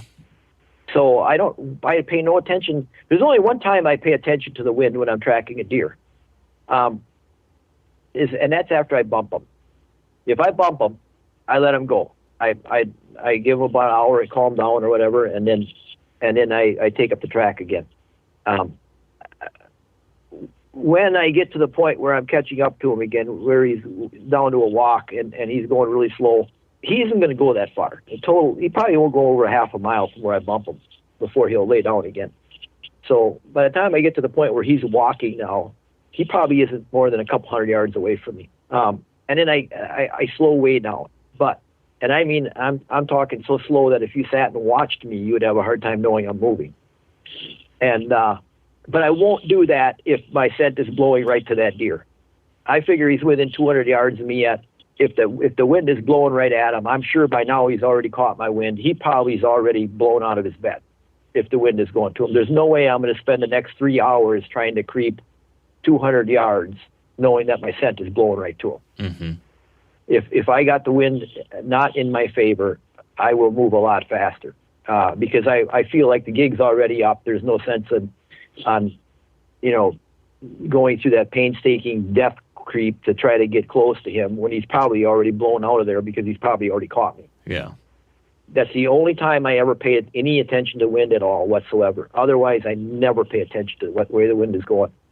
It doesn't matter. And I don't even care about how much noise I make because, again, it bothers me. It always bothers me when I crack a branch or something when I'm walking through the woods, but he's probably 3 miles away. He isn't going to hear me. Here's another thing, too. I do this with the guys in a tracking school. I have them stand, and then I take off walking, and I tell them to yell at me when they can't hear me anymore. And you'd be surprised. You can't hear very far in the woods. You can't hear very far at all. So you don't have to worry about making much noise. Again, if you're in that death creep part of the tracking, after you bump them and he's going to probably bed it down a couple hundred yards ahead of you, and you're going very slow, yes, then you really want to make sure you don't make any noise. I test the ground with every step. I feel for anything that could snap or whatever, and I push it out of the way with my toe and try to get a firm foot on the ground. Other than that, when I'm going through the woods, I don't really care how much noise I make. It doesn't matter. That deer is not probably anywhere close to me. And here's another thing too. A lot of guys want to go really slow and really watch for the deer when they're tracking. I go as fast as I can. And because, again, that deer is probably 4 miles away from me, 6 miles away from me. If I go slow, I'm not ever going to catch him. I'll run out of daylight before I catch him. So I got to put the miles on in order to catch him. So I just go fast. I just go as fast as I can. I try to watch. I always try to stay really active. I try not to look at the ground any more than I possibly have to, and I try to move as fast as I can, and I keep looking for that deer.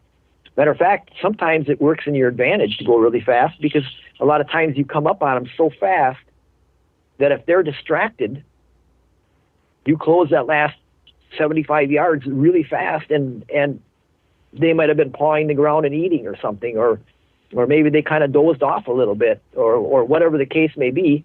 You make up that ground a lot quicker when you're moving faster, and if they happen to be at a slight disadvantage at that very moment, you make that ground up really fast, and bam, you're on top of them before they know it. Yeah. Then you do get to jump on them, and you get a chance. I came up on one that was just so happened I got really lucky. A doe and a fawn had went through right in front of me, and they walked by him. He got up out of his bed. He's standing there mewing at him. Nah. It was hilarious. I came up right behind it. I'm standing there watching this buck mewing at this doe and this fawn, and he doesn't even know I'm there because he's so distracted with this doe and the fawn. Nah. Jeez. And it was funny. And it was a young buck, and I knew the track wasn't real good when I took it. It was one of those days where I just wanted to stretch my legs and have a little fun, and I grabbed the track, caught up to him. It didn't take me that long, and I videotaped him then. I leaned my gun up against my leg and grabbed my video camera out, and I videotaped him. He actually walked up to me, and once he realized that there was something there, he stopped, and he starts doing a head bob at me, and he starts pawing the ground. And I'm just standing there looking at him, and I wouldn't move. Here's a guy in blaze orange standing right there in the open, and then he walked by me, and he kept going. And then I pulled the camera out of my pocket, and I videotaped him as he walked away. I laughed. That's cool to see. But going fast got me close to him, and he was distracted at that very moment. It just got lucky, and I opted not to shoot him because he was a young buck, but it was a fun track, and it was, and I had that happen before. I jumped on a track, and I practically ran because he was in open hardwoods, and I thought there's no way he's going to bed down in these open hardwoods. I was wrong. I'm jogging along, went down through a valley, came up the other side, and I froze right in my tracks. He's sitting there on the ground 50 yards away from me underneath a cedar tree. And it's like, really? And again, it was a buck that didn't really have a real big rack, and I opted not to shoot him. And I took a bunch of pictures of him, and then I whistled at him, and he when he realized I was there, he got out of there in a hurry. I bet. Now, what about a situation where, other than actually seeing the buck and bumping it, other than that scenario, you're going really fast, you're trying to cover ground. When do you know to start slowing down? Is there some kind of something you're seeing with the tracks that's indicative, or something with the habitat that says, okay, now it's time to put on the brakes? We're getting close. The only time I would really ever do that is if they started feeding really hard. If they start meandering, I get a little bit edgy. I start watching a lot closer. I may slow down somewhat, but I've learned from experience they can start meandering for different reasons, and you waste a lot of time. More times than not, you're wrong. You're thinking that they're going to lay down, and you're just wasting time. If they feed really hard, if they really start pawing the ground and they really start tearing up an area, really feeding, they're going to lay down. If they stop and nibble old man's beard or some mushrooms off the side of a tree, or they dig up some filler ferns, take a couple of bites, that doesn't mean they're going to lay down. That more times than not, they won't even. So I just keep moving. I've learned, I went home so many days never catching them that I've just taught myself to go fast and not worry about it. Here's another saying I have. I've shot 0% of the deer that I didn't catch up to. Yep. You know, and that's an interesting statistic. Yeah. You know, I've never killed one that I didn't catch up to. So I got to catch up to them. And if my percentages go down because I'm moving fast, which I don't really think they do, even if they did, I still can't shoot them unless I catch them. Yeah. You know, and you learn this lesson in the North after chasing hundreds and hundreds of them, and just coming home, you know, dragging your tail behind you because you didn't catch up with them. You know, you learn to go fast. You learn to go. You got to catch them in order to kill them. That makes sense. That makes a lot of sense. Do you do any? And sorry, go ahead. Speaking of that, there's one time a year that I like tracking the best more than any other, and that's late. The later, the better. The later, the better, because the later you get, the more they start dropping away from the rut and more toward feeding, and they don't travel as much. Now, it's a little bit harder to find a track because the less tracks they're making, the harder it is to find a track. But if you key on areas that you know there's a good buck in, and you're watching for him, and you catch him there, you're going to catch him because he's probably not going to go real far. You know, maybe a couple miles,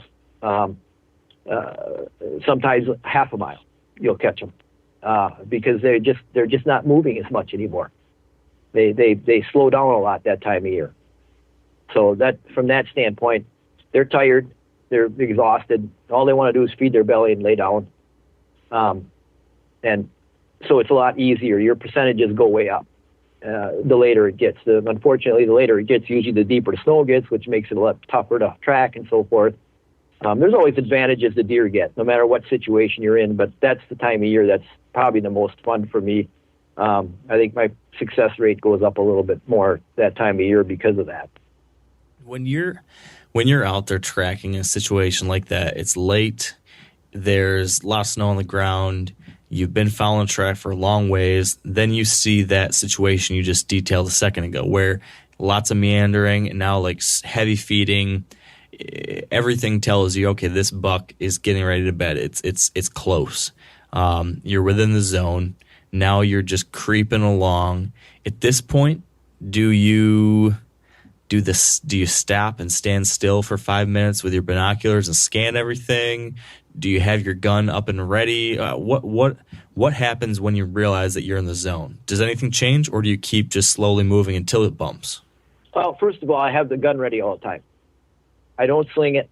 I took the sling off years ago. When I was practice shooting, I learned that when I have my sling on my gun, when I throw my gun up with the sling on it, my sling swings back and forth like a pendulum, and I watch my bead move back and forth with the swaying of the sling. And it's amazing how much that sling swinging will throw your gun. And if you got a deer that's 100 yards out there, that'll push that bead enough to miss them.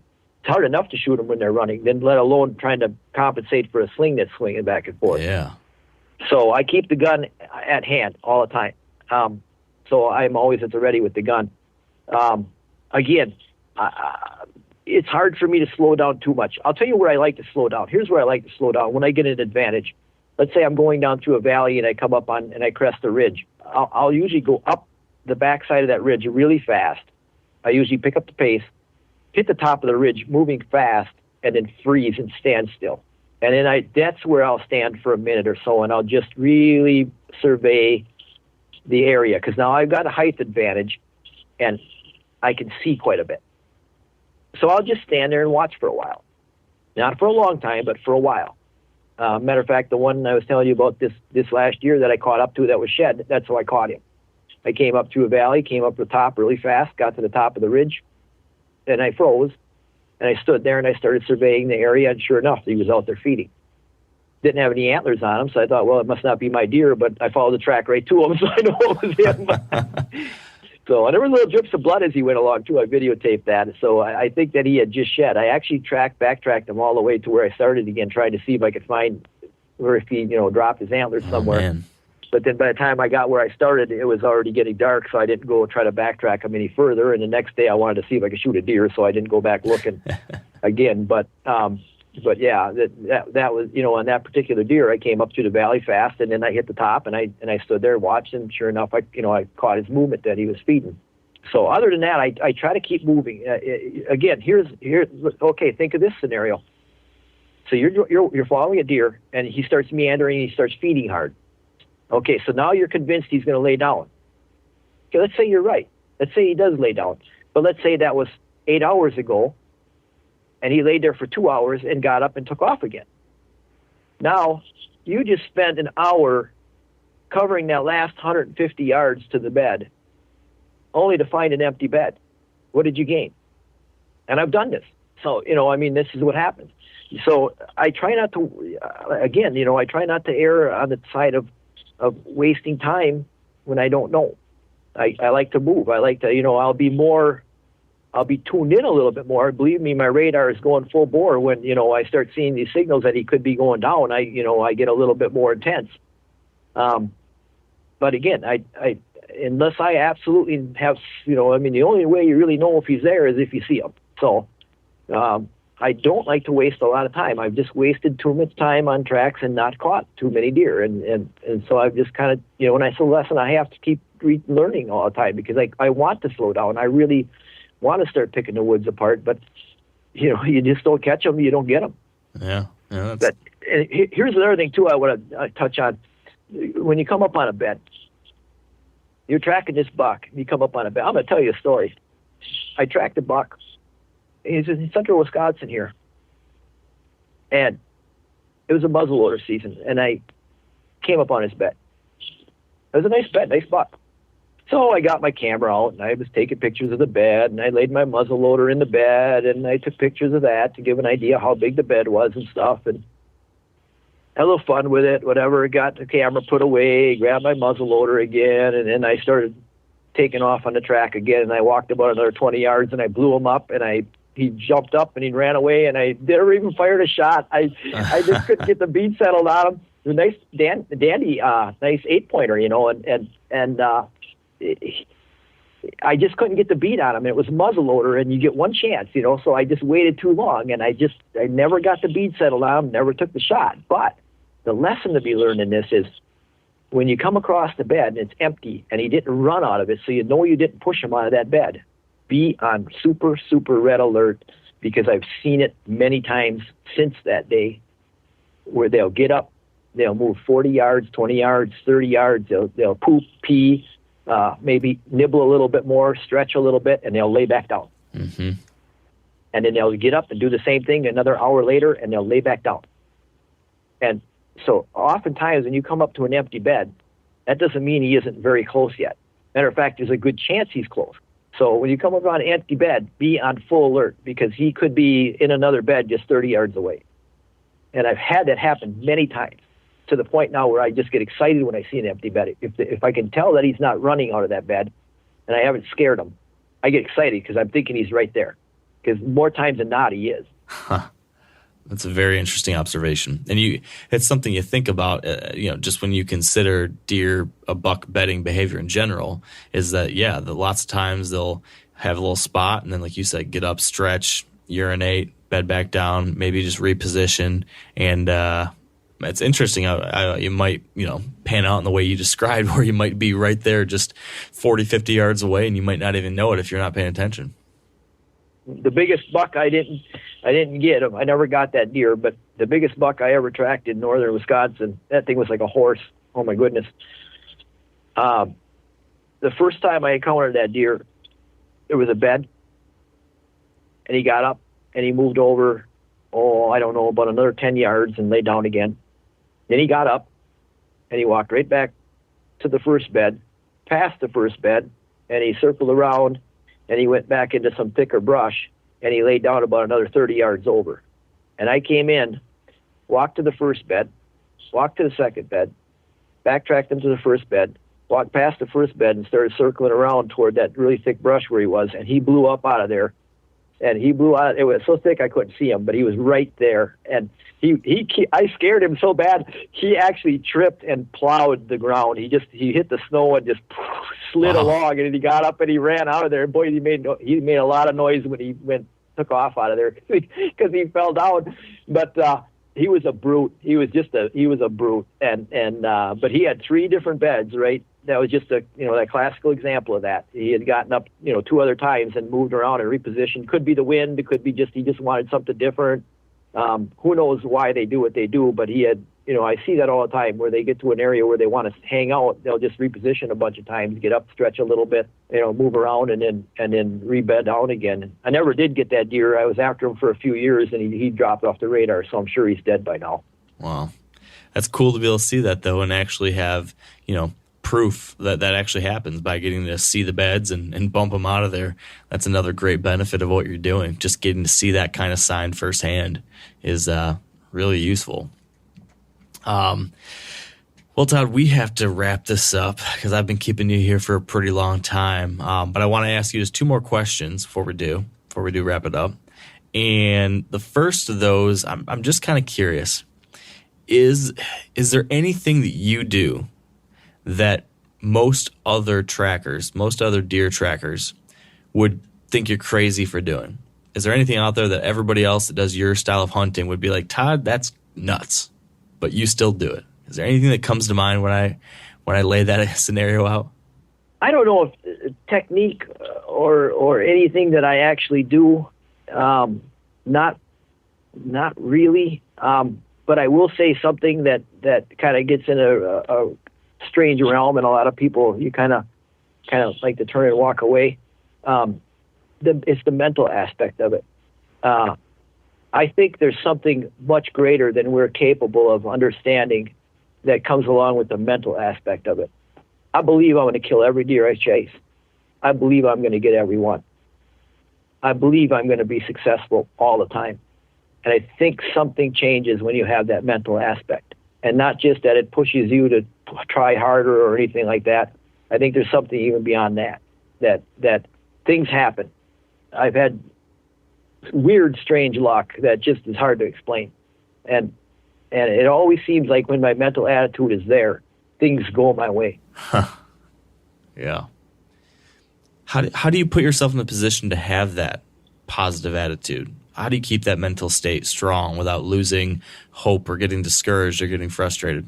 That's a good question, and if I could figure that one out, I'd write a book and be a millionaire. It's a mindset. I think it's a practice skill. It's a learned skill. You see some people run around and they talk about glass half full, glass half empty, mentalities and stuff. And I think the people that have the positive attitudes and so forth, it's a practice. It's a learned skill. If you don't have it and you practice it long enough, you will become it. So if you tend to be negative or you tend to not have confidence, then fake it till you make it. Yeah. Just keep telling yourself, keep telling yourself, I'm going to get this deer. I'm going to catch this deer. I'm going to be successful. I'm going to shoot this deer. I did that muzzle loading. When I first started muzzle loading, I have to pull the hammer back on my muzzle loader, and I'm used to running a 30-06 pump. I don't have to pull a hammer back or anything. That's totally foreign to me. I'm not used to that. And so I was really concerned when I took that muzzle loader in the woods that I was going to freeze up at the moment of truth and try to pull the trigger without pulling that hammer back. So what I did was I told myself probably 1,000 times when I first started carrying that gun, pull the hammer, pull the hammer, pull the hammer. I kept telling myself that as I'm walking along, just mentally in my head, pull the hammer, pull the hammer, pull the hammer. I kept doing that, kept doing that. When I shot my first buck with that muzzle loader, I don't remember pulling the hammer. But you did it. But I did, because it won't fire unless I do. Yeah. So if I could do that with the hammer, you could do that with your mental attitude too. I'm going to get this buck. I'm going to get this buck. I'm going to get this deer. I'm going to get this deer. And I'll tell you, if you're out in the woods and you stop walking and you check your GPS and you find out you're 3 miles from the truck and you're getting tired and all of a sudden you start thinking about it. Oh, my back hurts. Oh, I'm 3 miles away. Oh, I don't know how many. You'll quit. You'll quit. You'll give up. If you let that voice inside your head start to mess with you.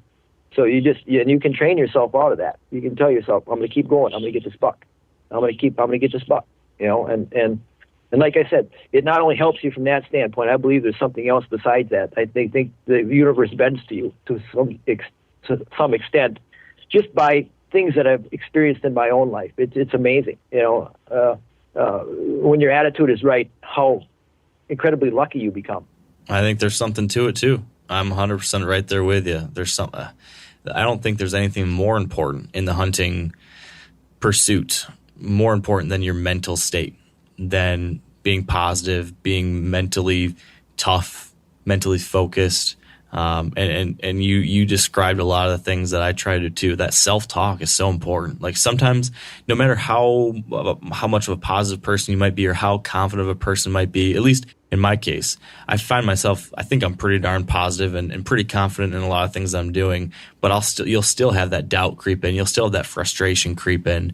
But I think there's value in being able to identify when that's happening and say, hey, okay, whoa, I see what's happening here in your own mind. And you kind of say, all right, that's that frustration creeping in. I see it. I'm stopping it right now. And just start telling yourself, like you just said, it's, any second now it can change. You just got to stay ready.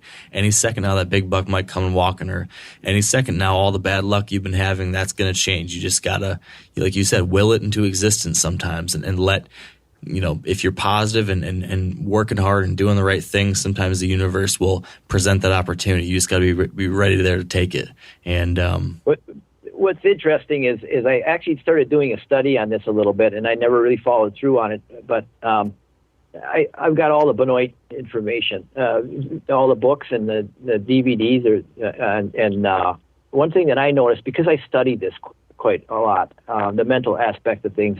When I was going through the Benoit books, I started noticing that popping out of what was getting written. And so one day I went back through and I started copying all the times that was mentioned. Don't worry about what's going on at home. Stay focused. I'm going to get the deer. I always think I'm going to get every deer I hunt. I mean, those themes are in the Benoit books. And you may think they're superb trackers or excellent woodsmen. I think they're fantastic manifestors. I think they're tapping more than just hunting, and Bruce Townsley, when he wrote the book, and he spent a lot of time with Lanny, the oldest boy, he made a statement in the book. He says, Lanny, when he enters the woods, he's in a Zen-like state. That focus is so sharp. And it must have impressed him, because he impressed him enough that he actually wrote it into the book. Yeah. So, that's that mental aspect of that. I think the Benoits they're successful because of it. And I think if you look at anybody, I don't care if it's business, personal, sports, I think you're going to see that theme. Yeah, I tend to agree. I think anyone who's reached a level of excellence, there's a very strong mental mastery component. Being able to master your inner self and your attitude and all those things, that, to your point, I think is a very consistent across those in that top tier of any kind of pursuit. So, and like you said, it is something that doesn't get discussed a whole lot when it comes to hunting and tactics and stuff. Like you said, sometimes people want to kind of turn and walk away from that kind of discussion. It's a little bit outside of the realm of pinch points and tracks and grunting and bucks, but really there's a whole lot to it, I think. So I'm really glad you mentioned that. it's hard to put a finger on exactly how to control it, like you said. But I do think there's something to be said for it is a learned trait, it is a practice. It is something that, you know, if you're thinking about it and trying to be more focused, trying to be more positive, trying to be, you know, enter somewhat of whatever Zen means to you and each person individually, being in that state where you're fully present, where you are focused, where you are, I don't know. I mean, like you said, it's hard to put words to it sometimes, but having that mental mastery, that mental focus and control and toughness, I think really is maybe the ultimate differentiator between your average run-of-the-mill person and the excellent, the expert, the person who's kind of mastered anything. And hunting is right there with anything else, like football or business or whatever it might be. So that is a perfect way to wrap things up, Todd. Thank you for bringing that up. All right. Now, I know that you've got a few other resources online that people that want to learn more about this kind of stuff and more about your experiences and expertise. There's some places they can do that, right? Where can they go online to find that? Yeah, I've got probably the best spot is I've got a Facebook group. I've got a Facebook site, but I also have a group, and the group is kind of the fun place because that's where we do a lot of our stuff. It's a lot of interaction. I do some online tutorials, live videos. I share a lot of things on that site, and then people can interact back, which is the fun part about it. Is people can interact back to me on that, and that's a Facebook group page. It's Misty River Trackers Base Camp is what I call it. Okay. And then I also have a website, www.mistyrivertrackers.com, and that's a good place where I kind of draw everything together. I have most of my resources listed out there, or how to find all the resources that I have.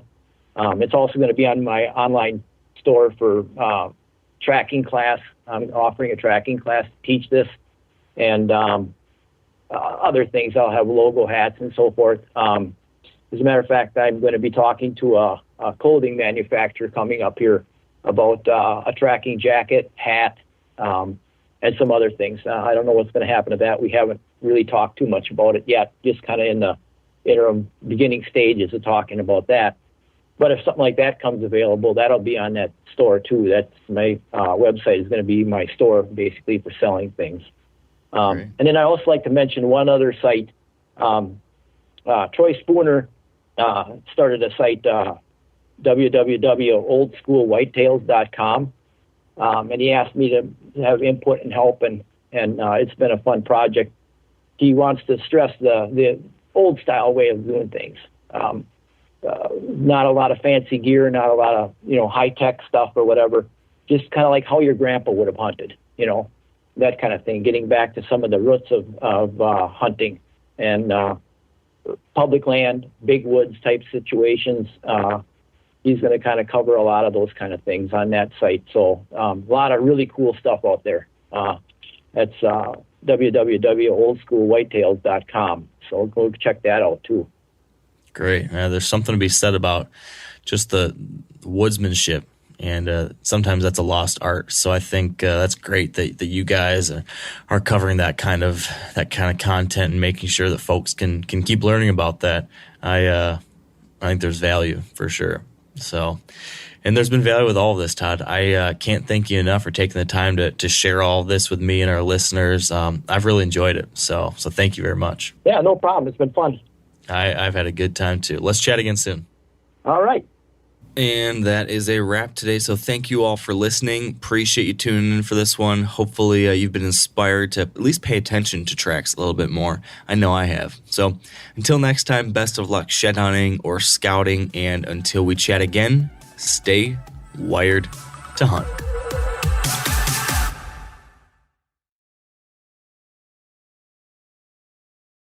I'm sure a lot of you guys remember the old ceremonial hunting tradition of eating the heart out of the first animal you kill. Meat from those organs are among the most nutrient-rich foods on the planet. You can get those same benefits your ancestors craved via convenient daily capsules from Heart and Soil. Find out more at heartandsoil.co. And remember, use code MeatEater for 10% off your purchase. You ever get that feeling the walls closing in, the concrete jungle suffocating you? You crave some wide open spaces, the chance to connect with nature, maybe in a spot all your own. Well, head over to land.com. They've got ranches, forests, mountains, streams, you name it. Search by acreage. You can search by location. You can search by the kind of hunting and fishing you're dreaming of. Land.com. It is where the adventure begins.